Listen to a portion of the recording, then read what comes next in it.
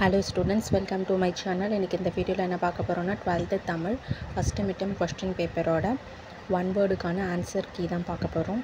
இதுல answer mark பண்ணிருக்கு. நீங்க செக் பண்ணிக்கோங்க. இந்த question paper எல்லாமே shuffle ஆயி தான் வரும். வெறும் சென்னை district மட்டும் கிடையாது. சோ உங்களுக்கு இந்த question paper எல்லாமே நீங்க கலெக்ட் பண்ணி வெச்சுக்கிட்டீங்கன்னா public exam க்கு உங்களுக்கு ரொம்ப யூஸ்ஃபுல்லா இருக்கும். Thank you, all the best.